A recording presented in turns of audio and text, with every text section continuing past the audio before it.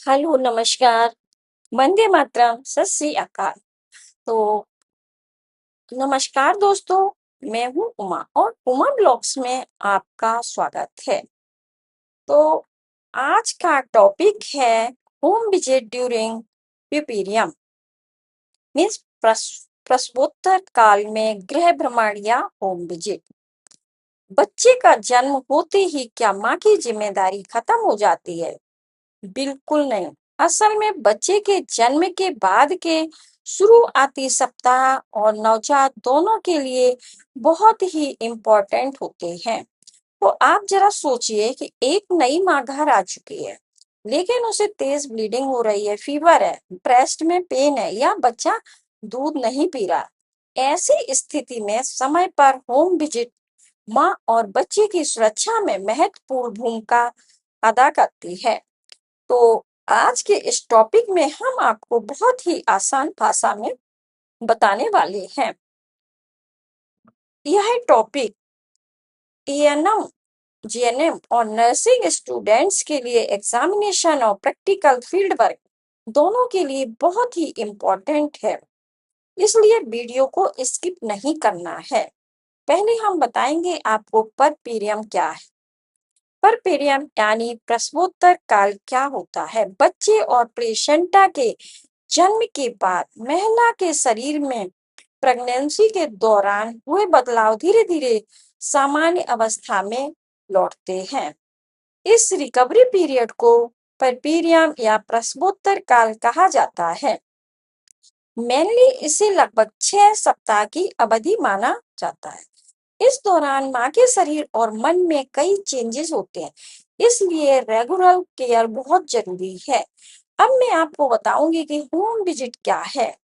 Home visit का मतलब है स्वास्थ्य कार्यकर्ता जैसे एएनएम द्वारा महिला और नवजात की स्वास्थ्य स्थिति का असिस्ट करना, हेल्थ एजुकेशन देना और आवश्यक केयर करने और जरूरत पड़ने पर रेफरल के लिए घर पर जाना। अर्थात एएनएम सिर्फ माँ को देखने नहीं जाती, बल्कि assessment plus education plus support plus referral इन सभी पर काम करती है। तो है ना एएनएम के कितने सारे काम। होम विजिट के उद्देश्य पर पीरियम में होम विजिट के मुख्य ऑब्जेक्टिव हैं। नंबर 1 है माँ के स्वास्थ्य की जांच करना। नेक्स्ट, नवजात की स्वास्थ्य स्थिति देखना। देन पोस्टपार्टम कॉम्प्लिकेशन को जल्दी पहचानना। देन ब्रेस्ट फीडिंग को प्रमोट करना। अब आता है माँ को न्यूट्रिशन और पर्सनल हाइजीन की जानकारी देना। देन न्यूबॉर्न केयर के बारे में परिवार को समझाना। अब आता है डेंजर साइन की जानकारी देना। नेक्स्ट से आवश्यकता पड़ने पर माँ या बच्चे को उचित स्वास्थ्य केंद्र पर रेफर करना। प्रसव के बाद देखभाल रहे, खास तभी माँ और शिशु रहेंगे स्वस्थ और सुरक्षित आसपास। होम विजिट में माँ का असेसमेंट कैसे करना सबसे इम्पोर्टेंट पार्ट है। जब एएनएम स्टूडेंट्स या एएनएम घर पर जाते तो सबसे पहले माँ की जनरल कंडीशन देखती है और पूछती है क्या माँ को कमजोरी है या चक्कर आ रहे हैं, बुखार है या सांस लेने में परेशानी तो नहीं है, तेज सिर दर्द तो नहीं है, कोई एबनॉर्मल पेन तो नहीं है। इसके बाद आवश्यकता अनुसार वाइटल साइन और क्लिनिकल कंडीशन का असेसमेंट किया जाता है। ब्लीडिंग और लोकिया प्रसव के बाद वजाइनल डिस्चार्ज होना सामान्य है, जिसे लोकिया कहा जाता है। लेकिन एएनएम को ब्लीडिंग की मात्रा और किसी असामान्य बदलाव पर ध्यान देना चाहिए। यदि महिला बहुत ज्यादा ब्लीडिंग हो रही है, बड़े ब्लड क्लॉट्स आ रहे हैं या ब्लीडिंग के साथ चक्कर, कमजोरी या बेहोशी जैसी समस्या है, तो इसे सीरियसली लेना चाहिए और तुरंत मेडिकल इवैल्यूएशन की जरूरत होती है। अब हम आपको बताएंगे कि इन्फेक्शन की पहचान कैसे करना है। तो इसमें जो साइंस देखने हैं वो है बुखार, ठंड लगना, फाउली स्मेलिंग, वजाइनल डिस्चार्ज, पेट या पेल्विक एरिया में बढ़ता हुआ दर्द, स्टिचेस या वुंड में रेडनेस, स्वेलिंग या पस। ऐसे साइन मिलने पर महिला को उचित हेल्थ केयर फैसिलिटी पर रेफरल की जरूरत हो सकती है। अब हम आपको बताएंगे breast feeding assessment. Home visit में ब्रेस्ट फीडिंग सबसे इम्पोर्टेंट एरिया में से एक है। अब एज ए एनम क्या क्या ऑब्जर्व करना है माँ और बच्चे में? क्या माँ बच्चे को सही पोजीशन में फीड करा रही है? क्या बेबी ब्रेस्ट को ठीक से लैच कर रहा है? क्या निप्पल में पेन या इंजरी है? क्या ब्रेस्ट में सीवियर पेन, रेडनेस या स्वेलिंग है? और माँ को सही ब्रेस्ट फीडिंग टेक्निक के बारे में समझाना चाहिए, जहां मेडिकली अप्रोप्रिएट हो। एक्सक्लूसिव ब्रेस्ट फीडिंग को प्रमोट करना चाहिए। देन हम आपको बताएंगे न्यूबॉर्न का असेसमेंट। अब बारी आती है नवजात की, तो एज ए इनम आपको क्या क्या बच्चे में ऑब्जर्व करना है? क्या बच्चा ठीक से सांस ले रहा है? और क्या बच्चा अच्छी तरह दूध पी रहा है? क्या बच्चा बहुत ज्यादा सुस्त है? और क्या बच्चा सामान्य रूप से रेस्पॉन्ड कर रहा है? क्या नाभि के आसपास रेडनेस या डिस्चार्ज है? क्या बच्चे में असमान जॉइंटिस या कोई अनडेंजर साइन दिखाई दे रहा है? अगर कोई गंभीर समस्या दिखाई दे तो तुरंत रेफरल जरूरी है। Then newborn danger sign. परिवार को न्यूबॉर्न डेंजर साइन के बारे में जरूर बताएं। यदि बच्चा दूध नहीं पी रहा है, बहुत ज्यादा सुस्त है और सांस लेने में कठिनाई हो रही है, दौरे पड़ रहे हैं, बहुत गर्म या बहुत ठंडा महसूस हो रहा है, या इन्फेक्शन के सीवियर साइन दिखाई दे रहे हैं, तो घर पर इंतजार नहीं करना चाहिए, तुरंत हेल्थ केयर फैसिलिटी से कांटेक्ट करना है। अब हम आपको बताएंगे पर्सनल हाइजीन और क्वाड केयर कैसे करनी है। माँ को पर्सनल हाइजीन के बारे में हेल्थ एजुकेशन देना है।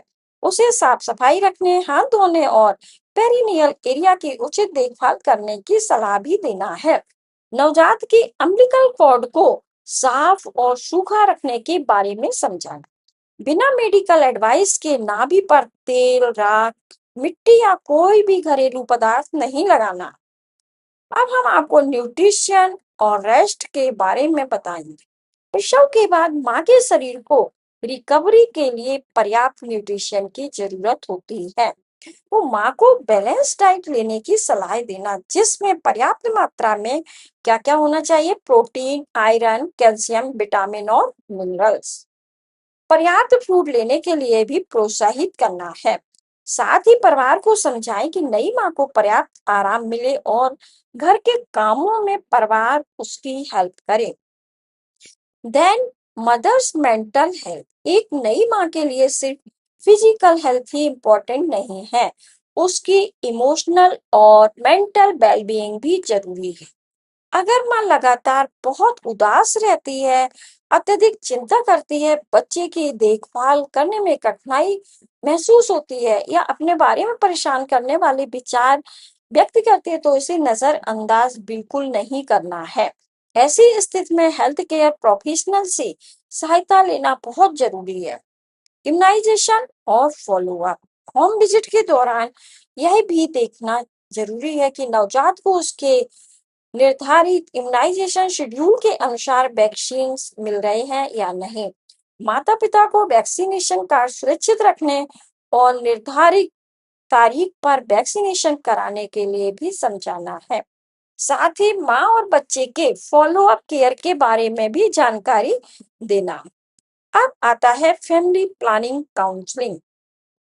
पर पीरियड के दौरान परिवार नियोजन पर काउंसलिंग भी बहुत ही जरूरी है। अब एएनएम दंपति को क्या करना? एएनएम दंपति को बताएगी कि जो भी कॉन्ट्रासेप्टिव मेथड्स के बारे में जानकारी दे सकती है और उन्हें अपनी स्थिति के अनुसार इन्फॉर्म चॉइस लेने के लिए गाइड कर सकती है। यह काउंसलिंग हमेशा सम्मानजनक और वॉलेंटरी होनी चाहिए। Maternal danger sign. और ये जो मैटरनल डेंजर साइन है, ये एग्जाम के लिए भी बहुत इंपॉर्टेंट है। माँ को बताना है कि अगर बहुत ज्यादा ब्लीडिंग है, हाई फीवर है, सांस लेने में कठिनाई हो रही है, सीने में तेज दर्द है, सर दर्द है या विजन में प्रॉब्लम है, दौरे, बेहोशी या गंभीर पेट दर्द हो रहा है, अगर ऐसे लक्षण दिखाई दें तो तुरंत मेडिकल केयर लेना चाहिए। डेंजर साइन को कभी भी इग्नोर नहीं करना है। खतरे के लक्षण पहचानो समय पर, माँ और शिशु को पहुंचाओ सुरक्षित उपचार पर। हेल्थ एजुकेशन, होम विजिट के अंत में एएनएम को परिवार को सरल भाषा में समझाना चाहिए। माँ को पौष्टिक भोजन देना, पर्याप्त आराम देना, ब्रेस्ट फीडिंग को सपोर्ट करना, माँ और बच्चे की हाइजीन का ध्यान रखना बहुत जरूरी। बच्चे की कॉर्ड केयर करना, वैक्सीनेशन समय पर कराना, ये थे डेंजर साइन। तो दोस्तों, अगर आपको हमारा ये वीडियो उपयोगी लगा हो तो आप अपने फ्रेंड्स को शेयर करें और हमारी उमा ब्लॉग्स चैनल को सब्सक्राइब, शेयर, कमेंट करना ना भूलें। Thank you so much. मिलते हैं अगले वीडियो में एक नए टॉपिक के साथ। Thank you so much.